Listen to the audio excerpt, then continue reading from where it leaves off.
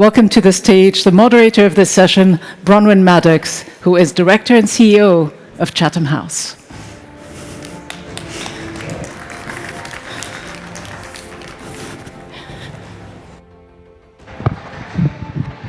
Thank you very much indeed, and good morning. Let me welcome my panel in turn.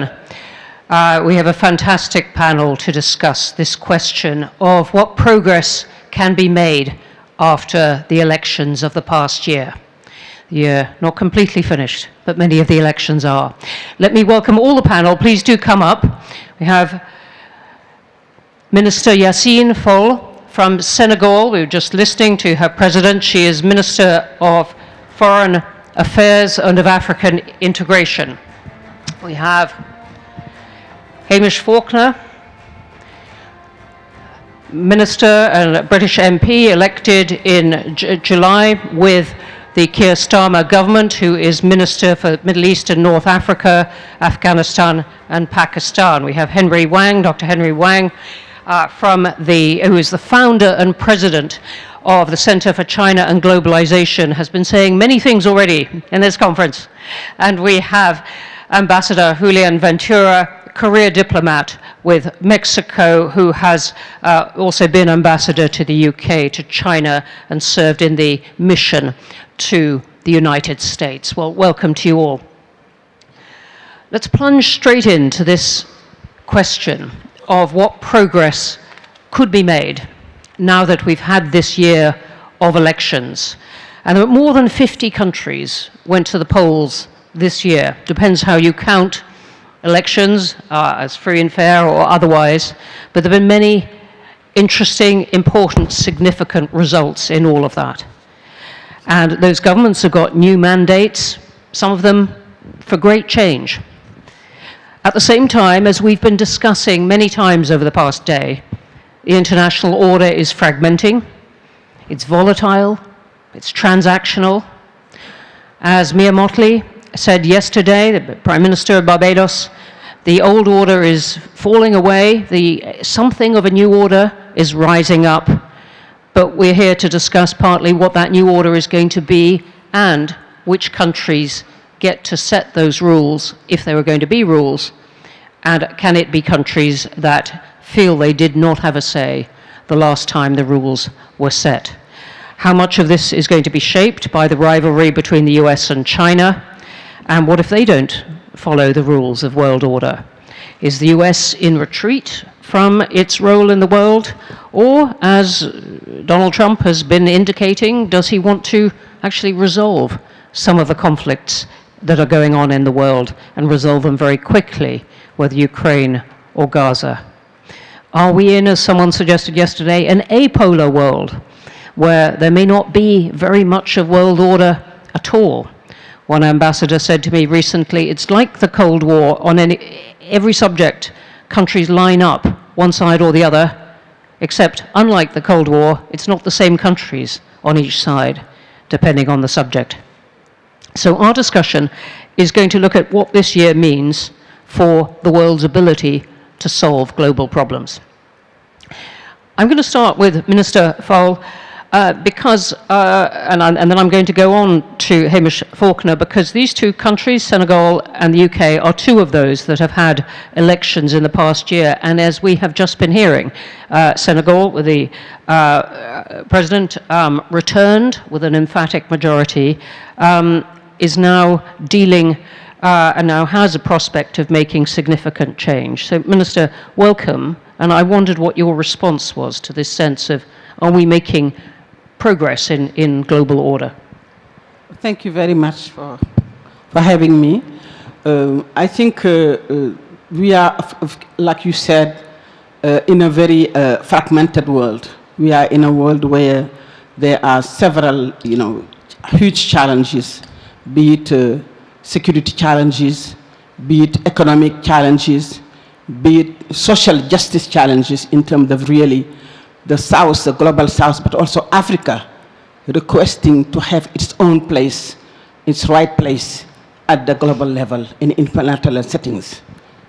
We are coming from elections in Senegal, like the President just said, and we, of course, in Africa, and in Senegal have pressing issues, but also have a large number of young people that are demanding answers. They're not demanding answers only for economic justice, for fighting poverty, for addressing employment, etc. But they're demanding also that Africa has its own place in the global level. They're demanding also sovereignty. They're demanding that Africa, that is a country that is providing a lot of resources to the world, benefits itself first from those resources. So in Africa, we have huge challenges that are domestic, they are national, they are regional, they are sub-regional, but there's also global. And I think that sometimes African youth feel that they're not being heard in this global setting. Their voices and their concerns are not being heard in terms of, really addressing issues that are, that the world is facing. And I think that our role in Senegal is to really bring institutions that are stable, that are stronger, and that's what we did after elections, because as you know, we went through very challenging moments before the elections. And all we were asking for is to vote. All we were asking for the constitution to be respected and the rule of law be put in place. But now that we are in government, we are trying to really make sure that this never happens before. First of all, by strengthening institutions that are stable, making the country more stable, more democratic, but also positioning the country and the country's voice at the region, sub-regional level, but at the global level. Because they are very important challenge that as Africans, but also as Senegalese, we feel that we can play a role in that process. Thank you very much for that. And let me ask you one other thing, briefly. You talked about Africa needing a voice. The African Union now has a seat, a place at the G20, and we're coming into the period when South Africa will hold that presidency. This is something that Chatham House has very much argued for. What do you think it can do with that? Well, this is one step in what Africa is asking for. Certainly there will be other steps that we will make, hopefully. What we are looking for is that Africa is coming really with substance. There are very important issues that are facing, that are challenging issues that in terms of, debt, management.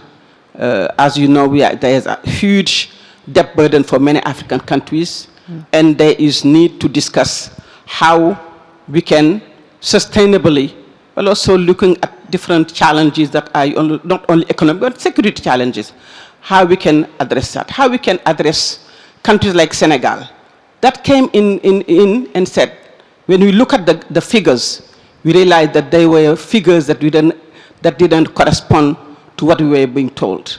We look at the figures and we say, what do we do? Do we tell the truth or do we hide it? We said we're going to tell the truth. We told the truth to the world that these figures of the debt of Senegal are much more higher than what we have been told.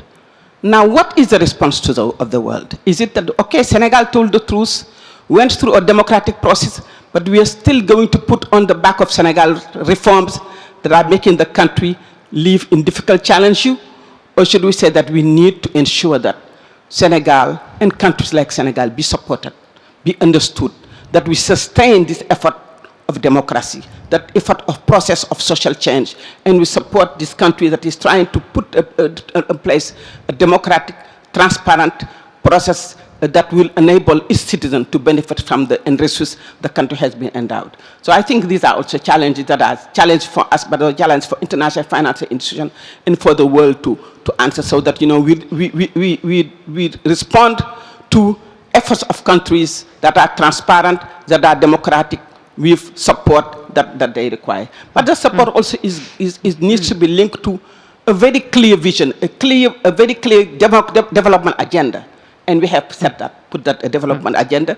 And we are saying, we are also calling on investors, countries that want to come side by side to work with us, so that Senegal benefits and also our partners benefit. So I think that that is what we are saying in terms of, the next step in global challenges. Thank you very much indeed. And those questions of debt relief and development are ones that have gone right through this conference. Hamish Faulkner, Minister Faulkner, let me come to you next. Just 5 months on, I guess it is, from the British election. Where do you feel the world is in the sense of progress in global order or otherwise, and what can Britain actually influence about this?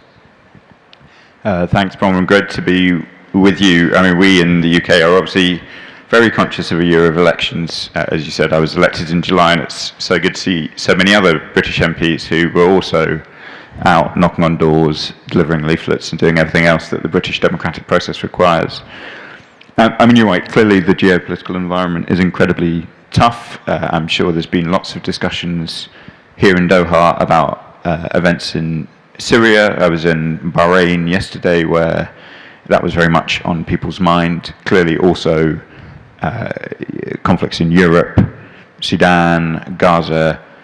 This is a very, very challenging moment, and for us in the new British government, we are clear that we want to play our part in trying to restore global security and global order, particularly in this region where we've had an incredibly tough year.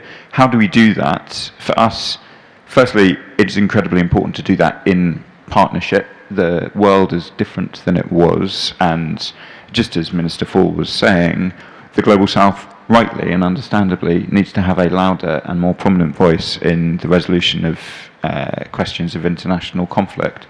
So I was very pleased. We had the Qatar state visit in the UK this week. With my counterparts in Qatar, we are jointly committed to combined efforts on conflict and mediation, and at a moment like this, it could not be clearer how important those efforts are.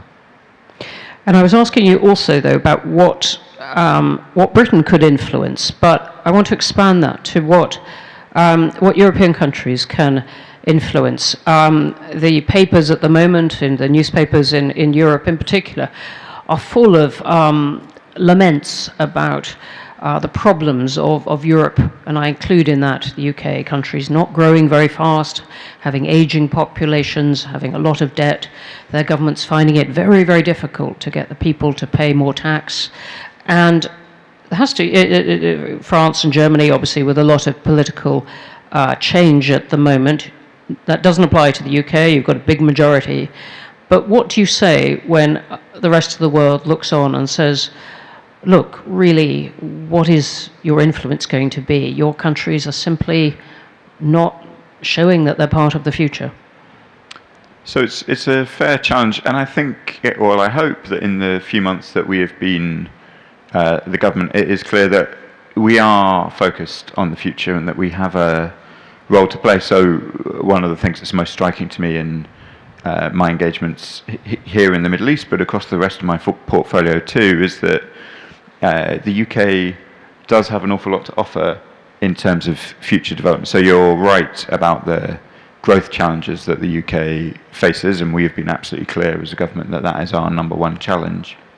But the kind of conversations I have here in Doha, in Manama, in Riyadh, right across the region, is about, okay, we are looking for stable and reliable partners, and as you say, Bronwyn, rather unusually, the UK has a pretty solid majority. I'm sorry to inform my Conservative colleagues in the audience, and you would expect us, this government, to be in place in a stable way for some time. And our areas of focus, whether that's on green partnerships with Nigeria, with India, we've just last week announced £1 billion of Qatari investment into our renewable energy sector. Whether it's on AI, where, of course, the US and China are very, very strong, but we are not that far behind them in terms of expertise. I think we are a country both in the political and security spheres, but also in the economic and climate spheres, where we are here in partnership, we are open for win-win relationships of mutual investment, and I'm seeing a lot of enthusiasm here in the Middle East, but across the world, to try and really focus on those critical areas that we know will drive the world forward, and that's particularly in relation to AI and renewable energy. Thanks very much, and you've taken us right into some of the more forward-looking things I wanted to touch on, particularly AI and green energy. Dr. Wang, let's broaden it out a bit, because we're talking about world order, and we haven't really talked about US, China, how much influence each of them wants to have on world order and can have. And we've got a new US president coming in January. Do you see this as real rivalry between the US and China to set the rules of the world, or is it something more subtle? Thank you, Dr. Maddox. Thank you also for organizing such an excellent panel. I think that you're absolutely right. You know, after 50 countries elections 2024, and then we see the world is actually not getting more stable; it's getting more chaotic, as what I've been seeing actually what's happened now today in Syria, for example. So I think the major powers has to really work together to stabilize. So I think for President-elect Trump coming to the stage now in the next 20, 30 days, it's enormous. I mean, he's in Paris yesterday for the opening of the cathedral there, and but what I think is important is that China actually, after gone through 2 terms of U.S.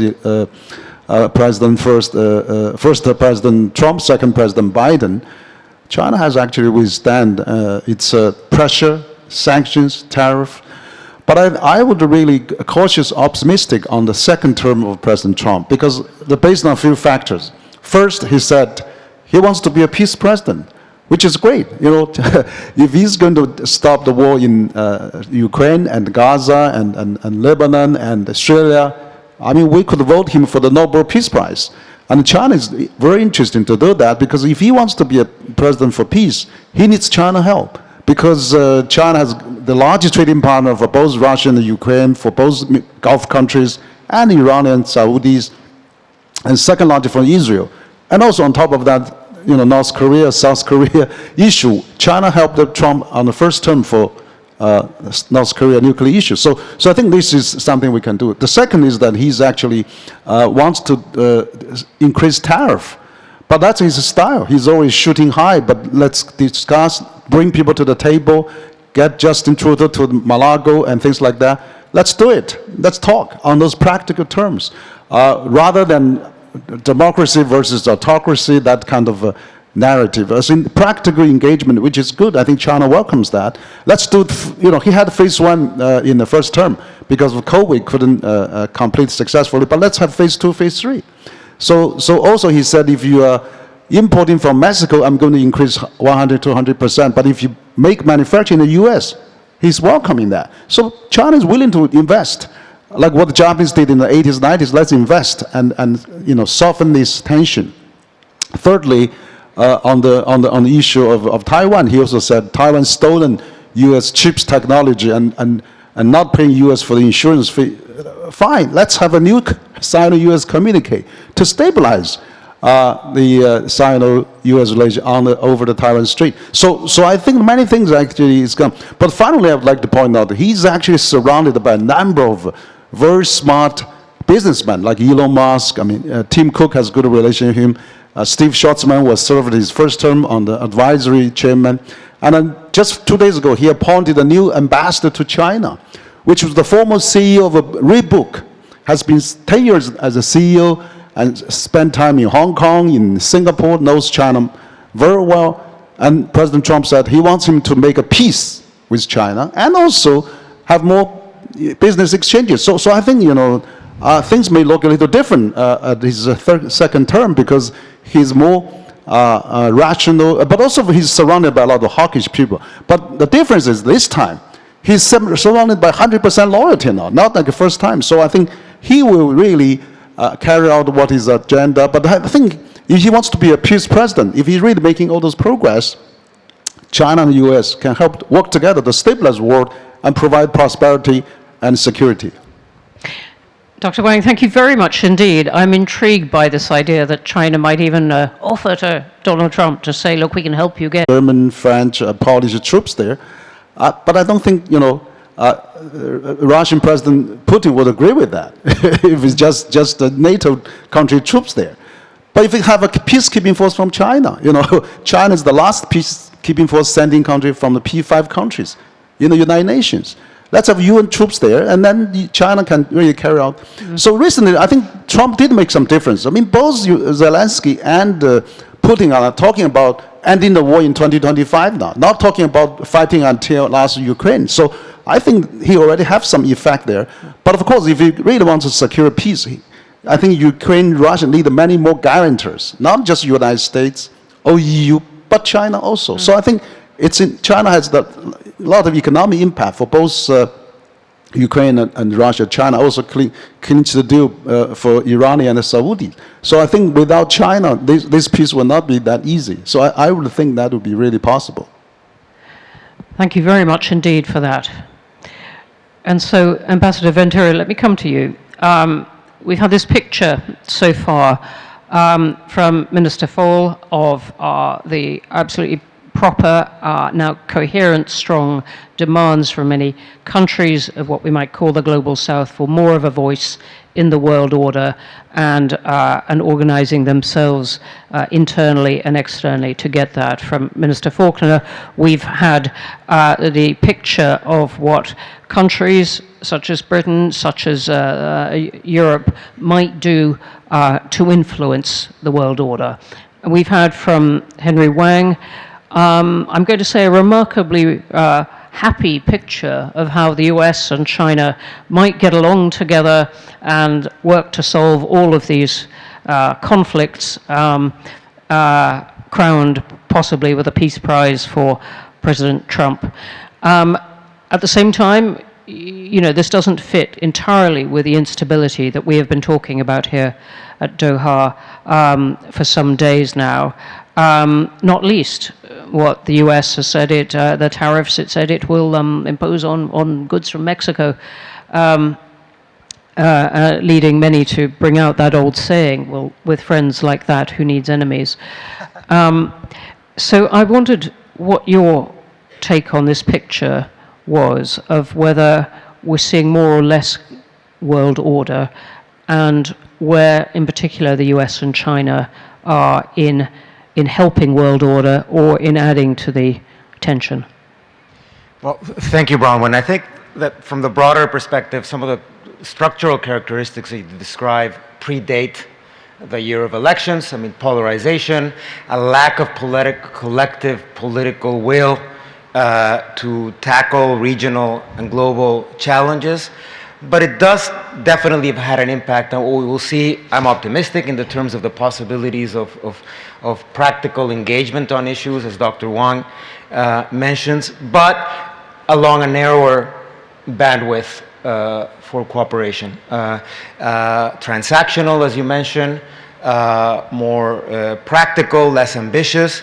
And I think that places in this sort of continued environment of uncertainty and instability, special responsibilities on countries in the Global South, key partners of the United States, to really keep pushing forward constructive approaches, constructive engagement to address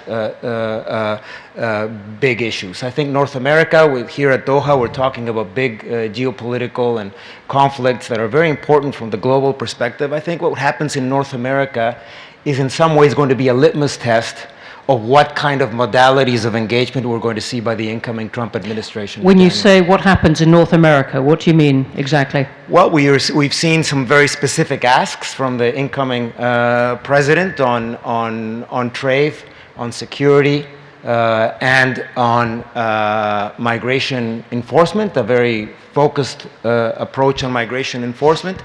So we have to see if 3 of the regional partners that account for over 1/3 of global GDP and that really stand a lot to gain from a competitive perspective in this very turbulent geopolitical environment, can come to agreements and really position themselves as a source of stability and not of uncertainty in the regional context.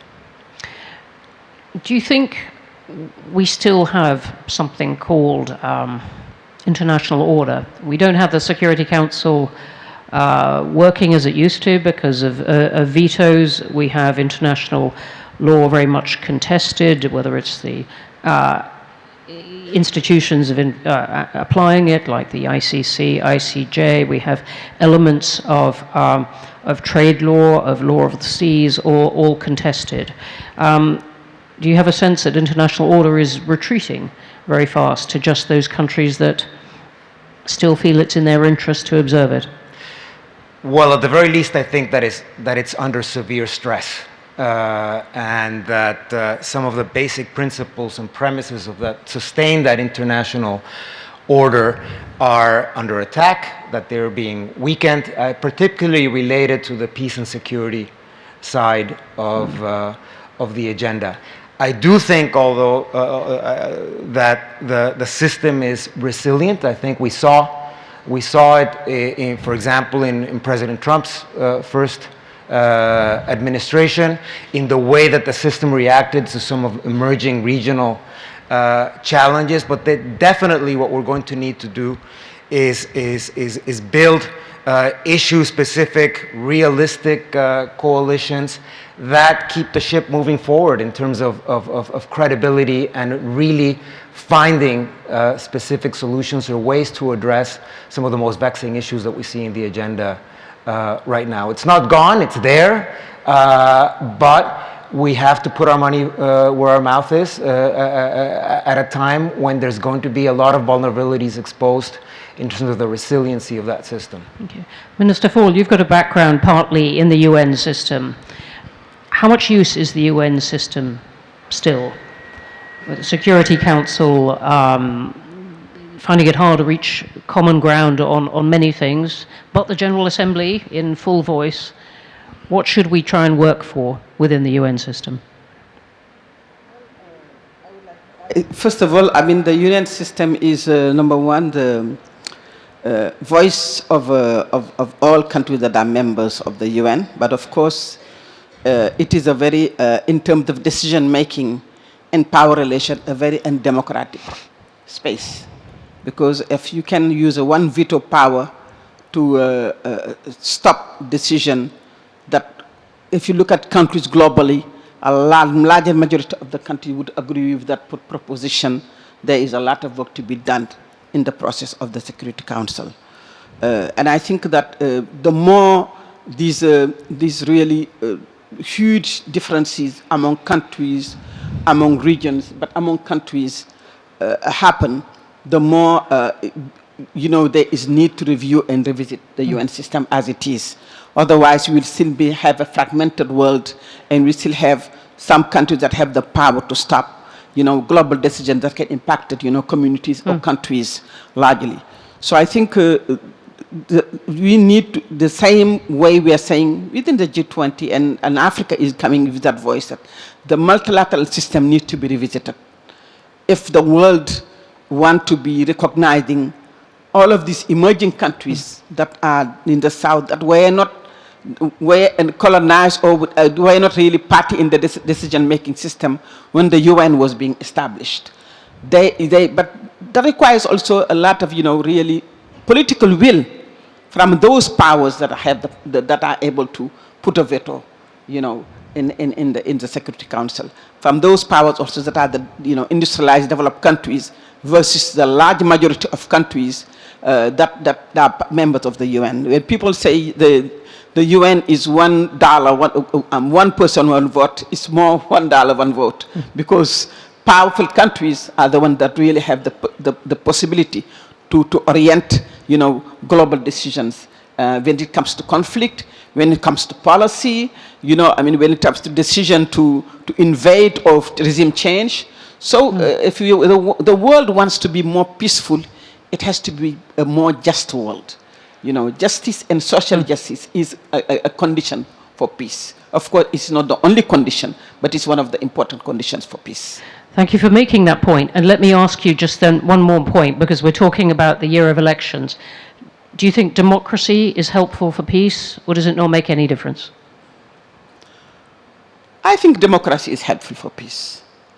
I mean, from my own experience, in my own country, when democracy was challenged, of course, it was, really, it created chaos, and 80 people died, which is a big problem for Senegal, for us, because we are very peaceful. We speak a lot, we are very peaceful people. So I think democracy is critical, it is important, and you need to pursue. And Minister Faulkner, I wonder if you can come in on this point, because we're looking at how democracy is under strain in many countries. South Korea, very briefly, in the past week, took a step away from democracy, then back again. Is it possible to grapple with these huge challenges that the world needs to face and that countries need to face? Just take the cost of the energy transition and do it as a democratic government. Thanks, Bronwyn. A very big question. I think it is. I think democracy ultimately is, I think, one of the most reliable ways in which you can have change peacefully. That we've just had a change of government in the UK. It was done democratically off the basis of a debate, and obviously no violence was involved in any element of it. And that is a simple thing to say, but it's quite a remarkable thing in the world today. And I think the climate transition requires such an enormous amount of change at a global level, at a national level, and at an individual level. And that change needs to be negotiated, it needs to be agreed, and those changes need to happen at every level of society. And I actually think democracy is the only peaceful way to get people to have very significant changes without involving violence. And so, you see it right across the world, where as the pressures and challenges of the climate adaptation become clearer to people, it does become more political. It's a much more contested notion now than it was. And in the end, in the UK, and I think across the world, it's democracy that is going to have to find ways to grapple both with the hard scientific demands upon us forced by climate change, but also the social and policy responses that we need to gather. Okay. You do see it across the world, but not right across the world. Many countries do things differently, and indeed China is one of those. Dr. Wang, what do you make of that argument that democracy is good for world order?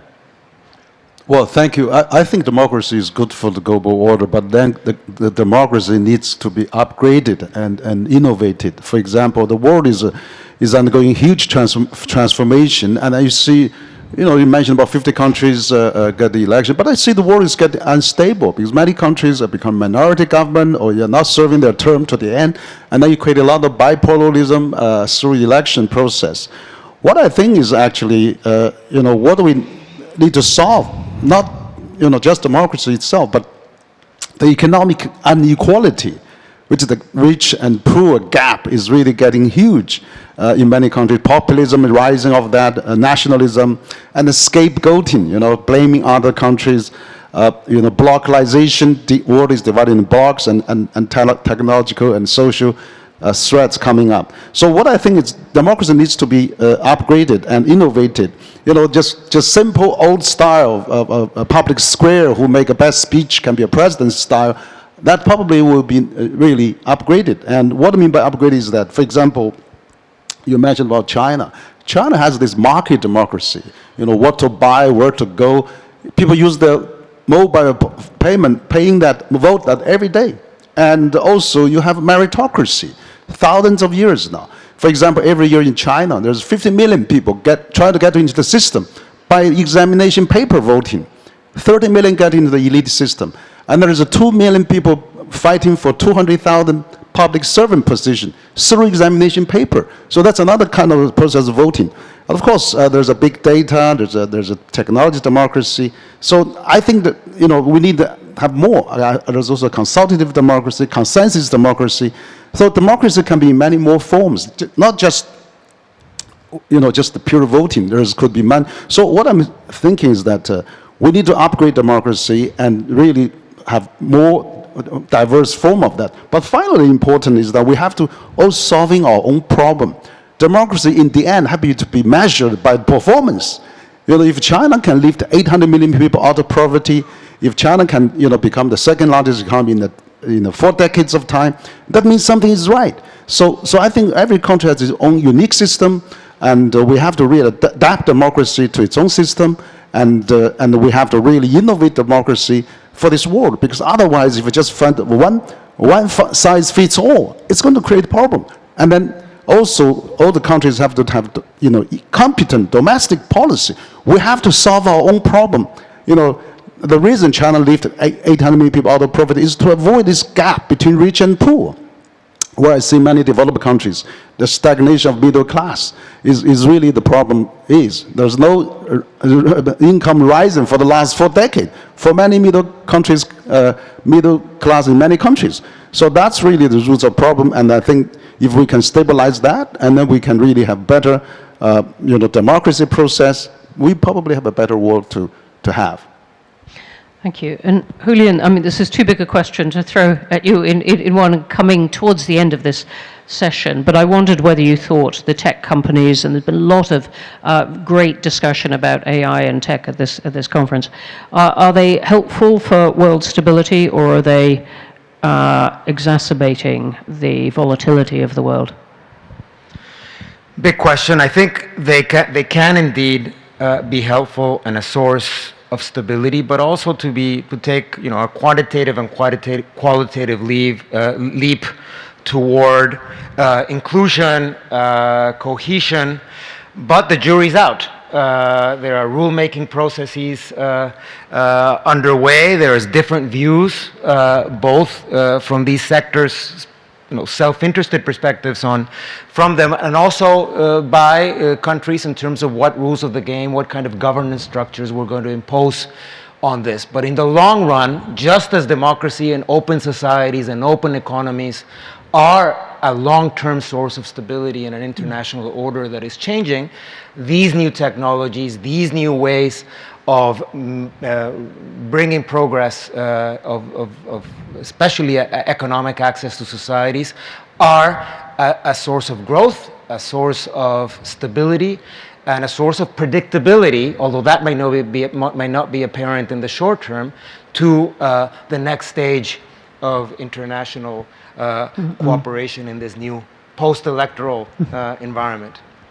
They are all that, and yet these companies bigger than many countries, depending on how you measure it, also quite a challenge to government. We're coming right to the end of this. We have 3 minutes to begin to edge ourselves back onto schedule. So I'm just going to ask the panel each, very briefly, to say one thing that they would like to see, one practical thing that would improve world order in the next year, in 2025. Minister. I think we need to, first of all, avoid the double standards. And people in the world, especially in the global south, see that there is a lot of double standards according to what country and how you're measuring certain things, and letting other countries off the hook and others being really, attacked and marginal. So I think democracy is also about treating everyone the same way and treating the people just the way you would like to be treated. I think that is extremely important for the world. And I would like to also add to the fact that, we need to fight inequality. I think democracy without inequality, democracy with social injustice is not something that is sustainable. Thank you. Thank you very much. I gave my annual lecture at Chatham House in January last year on double standards. Many countries are guilty. Thanks, Bronwyn. And as a proud MP for a social democratic party, I very much join Minister Fall's calls on inequality. But I think the immediate things that are the focus for my government in terms of restoring global order is, of course, bring to an end some of the terrible conflicts, both in this region, where the Israel-Gaza conflict has been going on far too long, of course, an end to Russian aggression in Ukraine. We need to reduce the amount of violence in the world if we're to return to order. Thank you. Dr. Wang. Yes, I think we need to absolutely strengthen the global multilateral system, particularly the UN, and that has already be falling behind many ways. But also you see a rising of BRICS countries and global South. So I hope that can really add new momentum, new impetus to the global governance and to the global multilateral system. So absolutely, I think this G20. BRICS countries and all the multilateral system, WTO, WHO, And all those things, we have to strengthen that. And for that matter, I think US, China, EU, UK, we should all really do that. Also, we should have more openism. For example, UK joined the CPTPP, which is great. China wants to join that. China joined the RCEP, and we welcome EU and the US to join RCEP. Let's really blend each other into those multilateral systems, regional multilateralism. If we can get a global multilateral system, let's get a regional multilateral system together so that we can really sustain rather than decouple, de-risk or rivalry. That's really not the right way to go. So I think we have to still emphasize cooperative. And just like you final Olympic slogan, faster, higher, stronger, together. Let's together. So that would be the spirit that we should really put forward for this world. Thank you. Intriguing suggestion. Ambassador. A call for radical realism and practical bridge building. The challenges that we're facing at the global level are daunting. They're very large. It's very easy to get discouraged. But I think that the key stakeholders in the international order that want to preserve it need to take this approach on issue-specific areas, whether it's the global south and building bridges with like-minded or potential partners in the developed countries, and not getting lost in the challenges of the big necessary corrections that we need to make. We need to focus now, we need to shoulder the load, and we need to find this way forward in a very practical way. All right, well, thank you. And I would add my voice to this on resolving conflicts, because if you end up with 10, 20 years of people who've suffered so much sense of loss, you have anger that is very, very difficult to control. We're going to have to stop there. We're going to have to wait to see whether the whole panel deserves the Nobel Peace Prize or whether we have to leave it to President Trump. But with that, thank you very much indeed for joining. And please join me in thanking the panel.